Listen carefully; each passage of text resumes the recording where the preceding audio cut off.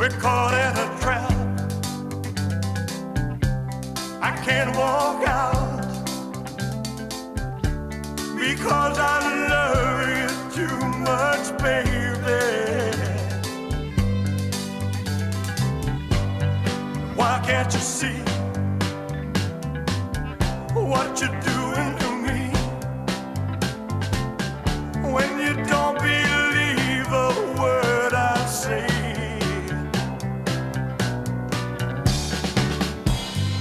We can't go on together with suspicious minds, and we can build our dreams on suspicious minds. So if an old friend I know. I'm very pleased to have as my guest the first hour a man who has been doing yeoman work on Sandy Hook investigation. He's a former Florida state trooper, former U.S. Customs agent, former school principal, nationally recognized school safety expert who became interested in what had happened so he could share with other school systems how they could avoid it. But he found his FOIA requests were going unanswered. His phone calls weren't being returned before he knew it.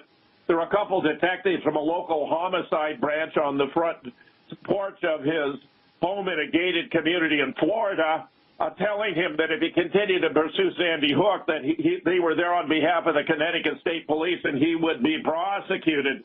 That was the wrong thing to say to Wolfgang Halbig. Wolf, it's great to have you here on the show, my friend. Well, Jim, I'm looking forward to it. And, you know, just got to remind your listeners, you actually got me on American Free Press with Dave Kahary, and it actually started this really, really great investigation into the Sandy Hook illusion. Well, you've been doing a super job with it, Wolfgang. You've been a real bulldog, and, you know, they really underestimated you. If they thought you could be intimidated by sending a couple of homicide cops to your home, that was a colossal blunder. I am inviting callers for the second half of the show, by the way, my friend, because I'm suspicious many people have a lot of questions about Sandy Hook they'd love to put to you and to me. Tell me about the latest research you've been doing. You've been publishing photographs that sure look like you've identified a lot of the Sandy Hook children all grown up, Wolfgang. How's that possible if they died on 14 December 2012? Well, you know, they're going to find out very shortly that some of these children are now going to come forward. They just graduated from high school. And the big thing, Jim, is, you know, the question, you know, it's like as we talk, their big concern is, Jim, how do I get my life back? How do I move forward? How do I have a family? How am I ever going to find a job? How am I ever going to be perceived, you know, being part of this illusion? I mean, these kids are scared to death for their lives as to what's going to happen to them. Listen, I'm in communication. These kids are scared to death, and I'm going to tell you what, this government, and I believe it's New Haven FBI, I think they ran this thing with Homeland Security, and they have exploited these 20 minor children to play these scripted roles. And I'm going to tell you, it happened on December 13th. They rehearsed it, they scripted. If you look at all of the pictures of the FBI SWAT team, they're out there on Riverside Road the day before. They've got all the news media there the day before. They're practicing. Now, who in the hell would do that to America? This is our country. It's a country of we the people. And I'm going to tell you what, this fake news that Donald Trump is talking about, it's live and well. This national news media is a total disgrace. And I'm telling you, they're going to be held accountable very, very shortly. Wolfgang, you're absolutely 100% correct. It was Operation Mockingbird, begun in the 50s for the CIA to infiltrate the mainstream media. By 1975, William Colby, then its director, testified to Congress that the agency owned every one of any significance in the media. It was followed up by Carl Bernstein publishing in Rolling Stone an article of CIA and the media. where three officials of the agency were boasting that their greatest successes had been with Time Life, with the New York Times, and with CBS. And in that era, Wolf, if you controlled Time Life, the New York Times, and CBS, you had a lock on American news. It's become even worse today. All the major networks, with the exception of Fox, are dominated. CNN has over 100 of its officials, its anchors, and so forth, who've been identified as dual U.S. Israeli citizens. The CIA is co-opting everything on all the major networks. That's why you can't get the truth out. You and I, James Tracy, and others have been doing everything we can to get the truth out about Sandy Hook, but they won't report a word, not a scene, not an image of it, my friend. It's unbelievable. Well, I believe, as you said, I think they'd be in serious trouble. And if you would have told me everything that you just said the day before those two homicide investigators came to my house, I probably wouldn't have believed you. I had my head stuck in the sand so deep that I, as a naturalized U.S. citizen, Jim, I trust my country. I trust the FBI and state police and local. I used to be a state trooper. I used to be a customs agent. How in the world have I been asleep? And I'm telling you, had those two guys not come to my house to threaten me, I still would be stuck. You know, and so I thank him in one way, but in another way, it has really destroyed my family, my life, my business. And you know what? I'm 71 years old, and I'm all in. America needs the truth. And you know what? I'm a Catholic. Do you know that I've been trespassed as a Catholic at St. Rose Lima Church in Newtown, Connecticut? Has anybody in this world, out there in the United States, have anybody ever heard of a Catholic being trespassed from a Catholic church? What do you think? That means you're not allowed to enter the church, I take it? Yeah, it says I can't be on or near any of the premises of the St. Rose Lima Church. And that letter came directly from the Diocese of Bridgeport, from their chief legal advisor. And they said they will use any remedy, even having to use force, to remove me. Wolfgang, that's just absurd. I'm a Catholic. I'm a Catholic. Jim, I remember when I used to be a cop, in New York especially, I used to read a lot of the reports. You'd have a mafia guy, an Italian mafia guy. Italians mostly are Catholics, right? Yeah. New York, they go out at night, they bump somebody off, they shoot, they kill them. Well, the next morning, the guy who kills somebody goes to confession. Father, forgive me, for I have sinned. Father says, well, tell me what your sin was. He said, well, last night I just lost control and I shot and killed somebody. The priest says, well, God forgives you. Say 100 Hail Marys and try not to do it again. They never trespassed the mafia for killing people. Why am I trespassed? I haven't done anything wrong. You've spoken the truth. You've revealed the deep state and its corrupt methods, Wolfgang. They want nothing more than to conceal their methods and techniques. The fact that they fabricated this whole event, that it was a FEMA drill, we even have the manual. It's embarrassing. Now we know why there was that sign, everyone must check in. Why there was a pizza and bottled water at the firehouse. Why there were porta potties on the scene already. Why there were so many with name tags on lanyards. Why there were parents bringing children to the scene. Wolfgang, no parent would bring a child to the scene of a child shooting massacre.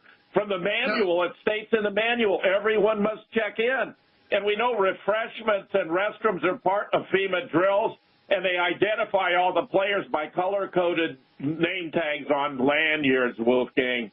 And you have been so good about pursuing these events where you were frustrated because they wouldn't even tell you who delivered the porta potties. That's because it would have blown the case open. They were delivered on the 13th, the day before. No, the key is, Jim, we finally figured out who the company was. It was Chatfield Porta Potty out of Southbury, Connecticut. But when I called the company to find out when were they ordered, which is logical, when were they ordered, who paid for it, who told you where to place them, You know, they hung up on me. And the next morning, I got a phone call from a sergeant from the Southbury Police Department to tell me never to ever call this company again, or I would be arrested for harassment. Now, here we go again. They're using law enforcement as a means to threaten me. Every time and look, are these questions, I mean, am I hurting anybody? I just want to know how they're spending taxpayer dollars. Of course.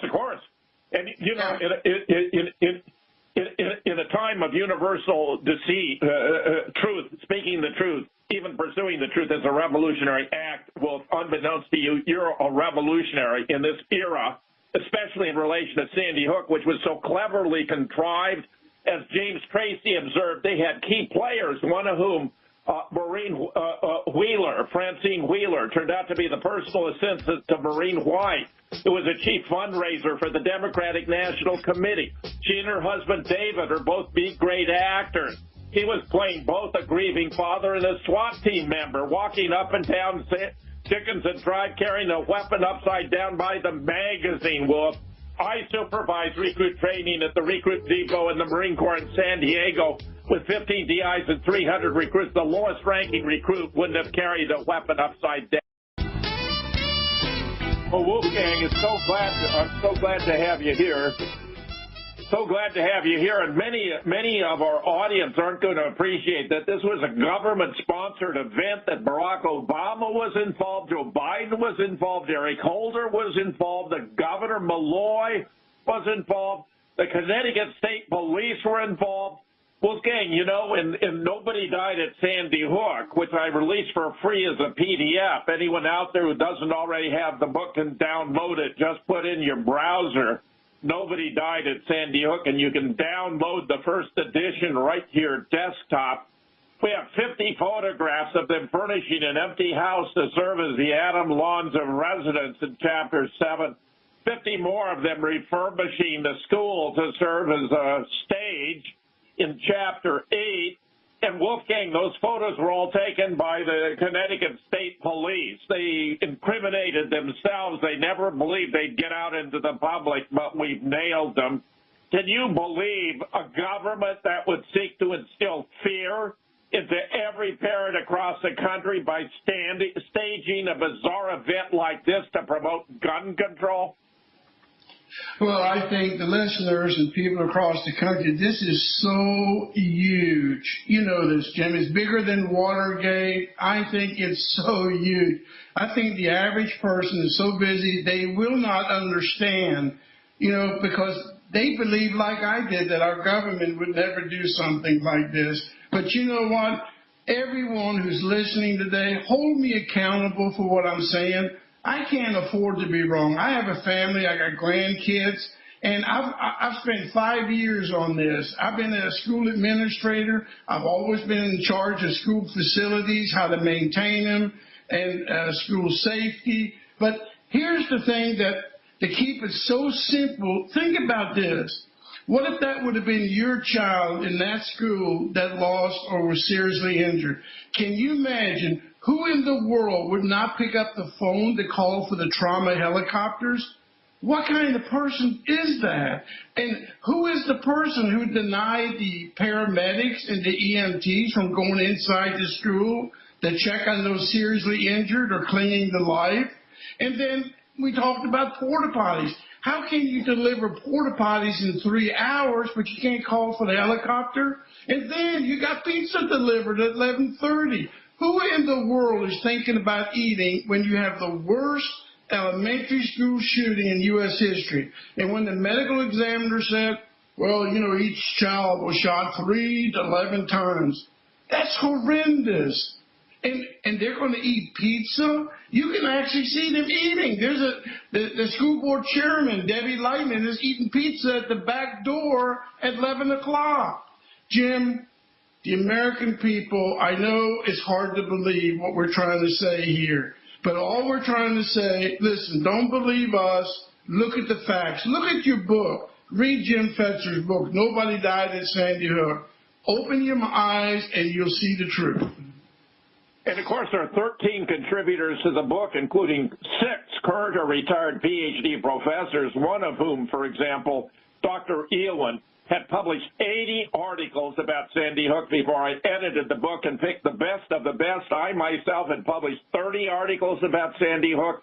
For those who want an update, I have done an update, very comprehensive, about Sandy Hook. You can find it online, not on YouTube, but on BitChute, because YouTube takes down videos like this. It's entitled Sandy Hook Update, Tracy Loses, Wolfgang Wins, The Deep State Strikes Back. 2 hours, comprehensive.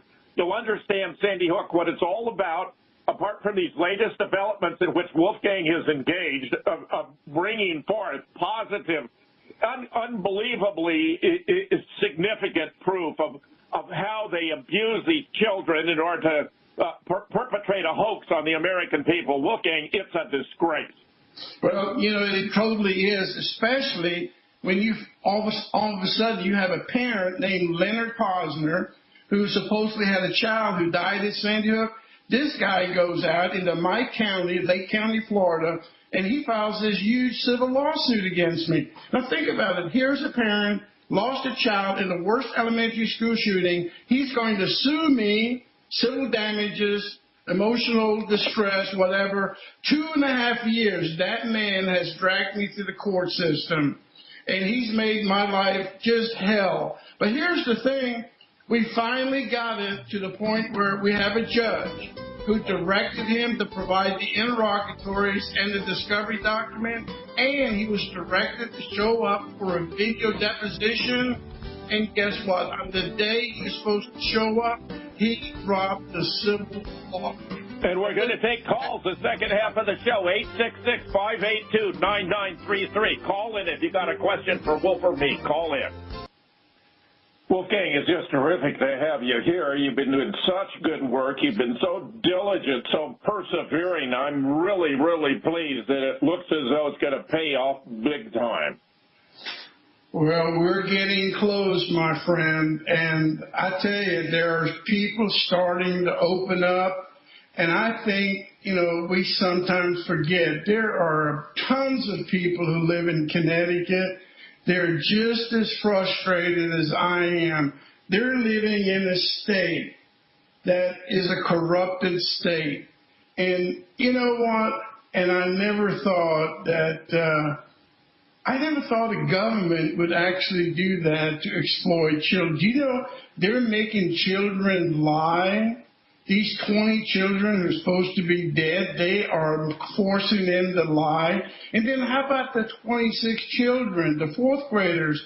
They send them to the Super Bowl 2 months later, fourth graders, and they sing before 110 million people worldwide, 88,000 in the stands.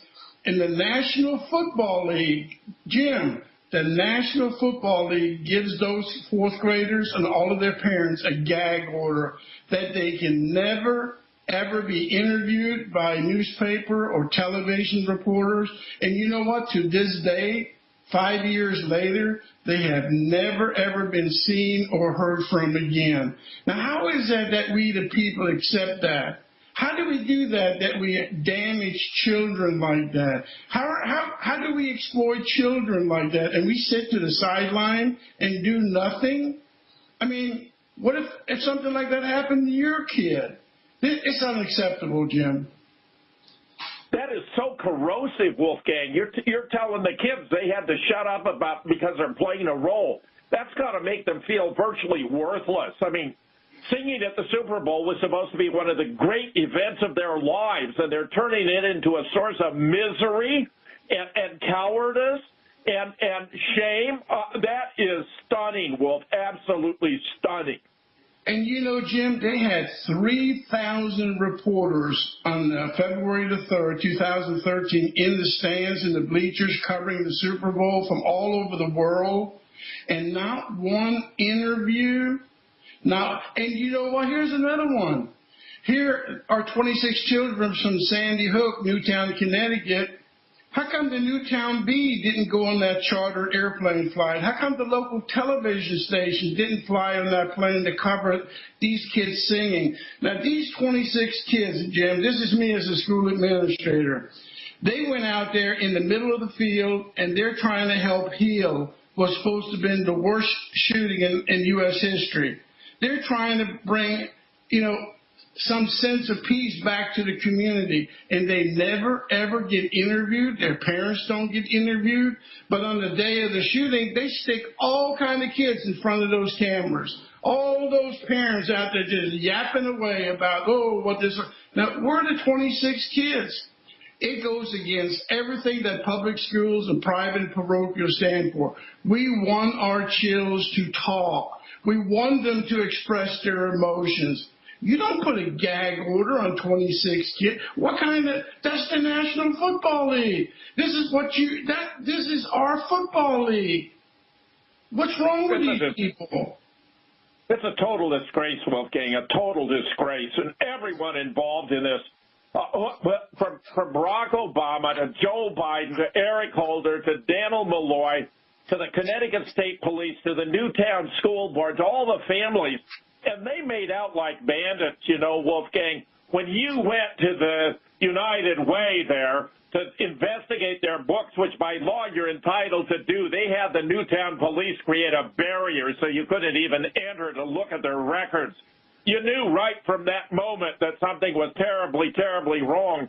And because gullible but sympathetic Americans contributed between $27 and $130 million in donations, divided by the 26 families, they made over $1 million for their participation in deceiving the American people with one of the most horrific but false stories ever published in the mainstream media. But they will never, ever allow you to see the books on where all that money flowed. Now, you just brought up a great point. Now I want you to think about this one. February 3rd, 2013 Super Bowl. Remember the 26 kids, right? Yeah. Now, when they were introduced at the very beginning, CBS Sportscaster talked about how these 26 children, they were inside the school when that horrific shooting took place. 154 rounds fired. I mean, they painted this thing like it was unbelievable. Now, I want you to think about it. They sing. They got Beyonce at halftime. Now, here's the question. How much money do you think flowed in through donations back to Newtown, back to Sandy Hook after they performed on that field? Do you know to this day, not one word about how much money they received after they performed and who got it? Oh, that's a great point. Exploiting the kids further for financial gain. There you go. This is as corrupt as it gets, Wolfgang, using children to benefit their own financial pockets. Jim, the National Football League puts 26 children out there on that field, okay? Think about it, 110 million people around the world. There were 88,000 in the stands. They got a 5-minute standing ovation. All those professional football players, their families, their children, their coaches. 3,000 reporters. How much money do you think came flowing in? How come they won't disclose that? But the key point is what you said. Those sorry suckers exploited these little children to make money. That is unconscionable. It's grotesque. It's simply grotesque. Now, we've invited people to call in, but because I called into the studio rather than the studio calling to me, the studio has to let me know if we have any callers. I'd be very glad, Wolfgang and I, to field any calls we get, but the studio has to let me know you're out there. So if you've called in, tell them that they've got to let me know that you're there. Wolf, I just want to commend you for all of your efforts. Our trip together to Newtown was very significant. We saw, the fire chief at the firehouse, who himself and his daughter had rushed up to the school because they were EMT trained, weren't allowed into the school. No one was allowed into the school. The parents weren't even allowed into the school. The medical examiner, Wayne Carver, claimed that was because it was easier emotionally to identify them based upon photographs. But, Wolfgang, they only existed in photographs because they made up the kids out of photographs of older kids when they were younger. We've demonstrated with Noah Posner, where we see him turning into Michael Vabner, his older stepbrother, according to the official narrative, and you have now so many photographs confirming it was all a total fraud. But I totally agree, and you've got a great book, and I hope everybody takes a chance to look at it. But I say this is me as a law enforcement officer, okay, Jim, and I'm sure you'll agree. We cannot play it out on YouTube or making movies, okay? It has to be played out in a federal court, and it has to be played out in the court system, because I just found out here in Lake County, we actually had a judge who saw what they were trying to do. He was not very happy with all of this frivolous motion and filing. I think once we get them into the states and federal court, listen, I say both. I think when they have to be deposed, I think these people are going to fold. Well, you've made significant moves here. The fact that you went to the hearing after Lenny Posner brought this phony suit against you for revealing personal information that was simply in documents you'd obtained under Freedom of Information Act. It was all contrived from the beginning to intimidate you. You were unintimidated. You went to the 3 pretrial hearings. He didn't show up. You got the right to discovery. And when you got a new attorney and a judge who was no nonsense, who directed Lenny Posner to sit for a video deposition at 4:59 p.m., the latest possible moment he withdrew the suit. That shows how shabby this is, how completely fraudulent, how deceitful it is, Wolfgang, and you are taking it to him. Well, just imagine anyone listening here to us today. This is a parent who lost a child. This man had every advantage to come after me with every ounce of energy. I mean, think about it. He's a parent who lost a child. What chance do I have? And yet, when it came time for a video deposition, he refused to be seen or respond to our question. So I think we know what's going on. The thing is now we need to take him into the court and finish this. Now we want to be the plaintiff, not the defendant. We'll be right back. Wolfgang, I believe there are a lot out there in the audience who'd like to support your efforts. Can you explain what anyone could do to help you out? You've been subjected to so much harassment and so much travail. You've had your website under attack. You've even received personal threats. To me, it's outrageous when you're seeking to stand up for truth and justice and the American way. Well, you know, they've shut down my GoFundMe, my PayPal. I am constantly under attack. And if you are interested in helping, you know, don't donate unless you can really afford it. You know, you take care of your family first, highest priority. But if you do have some change and you want to help us, I'm telling you, this is a fight that's worth fighting for. And, you know, you need to make the check out. Don't send cash. Make it out to Sandy Hook Justice. And the address is 25526 Hawks Run Lane, Sorrento, Florida, 32776. Listen, I'm here. Call me, 352-729-2559. If you got a question, 2559. If you have a question, please pick up the phone and call. You know, we're here. This is our country, and this is our opportunity. And I've got to say thank you to Power Hour. I'll tell you, Joyce Riley trusted me, and her assistant, Catherine, have always been great to me. They allowed me a long time ago to come on the Power Hour, and they've been very, very helpful. And, God, I love Joyce Riley, and I miss her dearly. And I want to say out to the owners of Power Hour, don't be afraid. There is no better time, Jim, to support you and all the things that we're doing. America deserves the truth.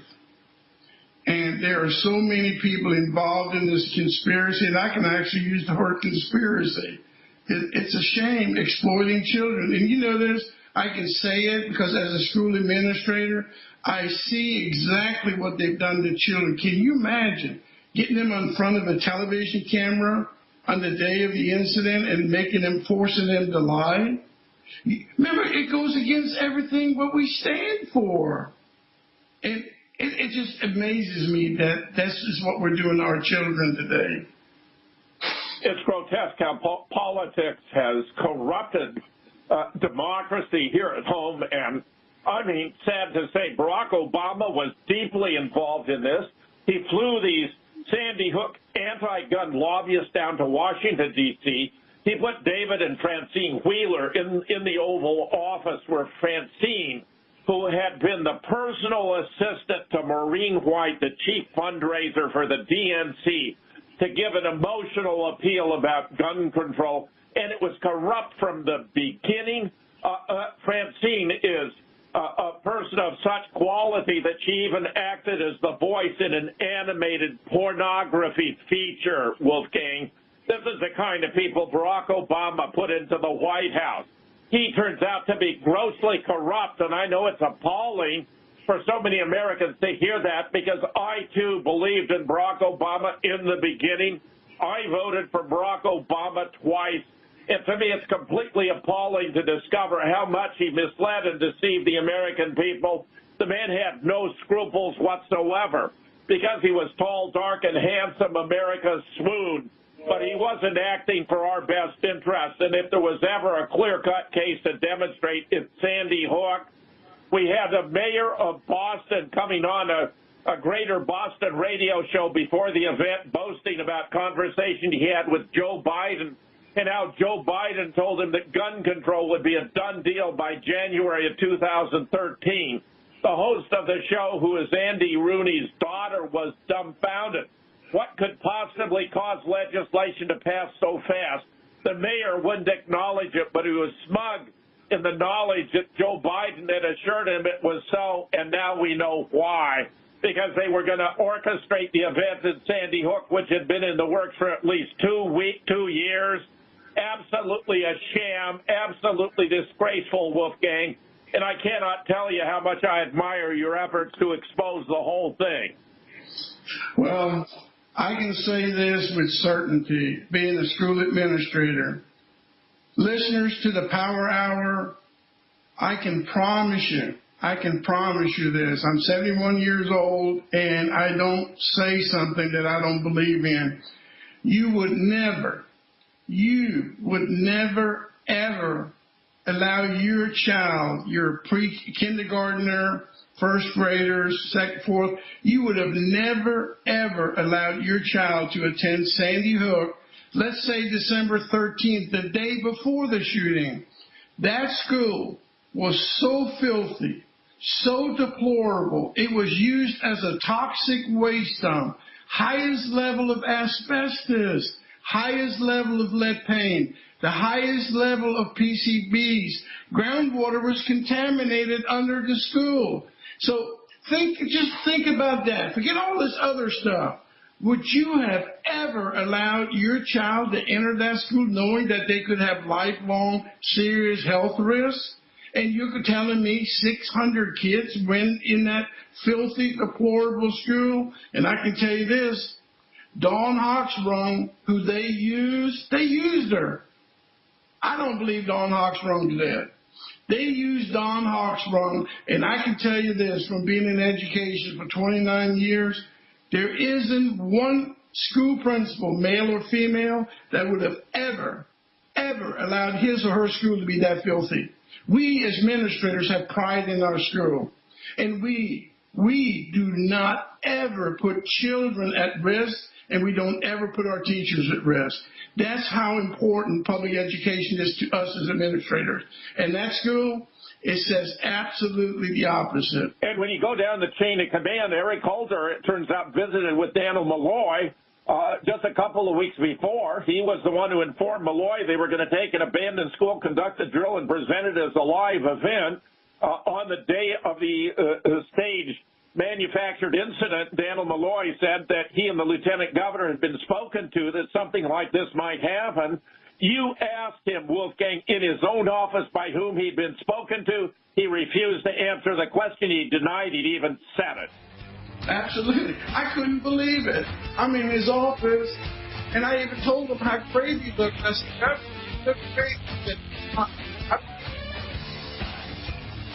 Well, if you could squeeze a few more words out. This man is a great American, my friend. Wolfgang Halbig. He's doing his absolute best to bring the truth about Sandy Hook to the American people. And if you want an update about what happened there, go to Sandy Hook Update.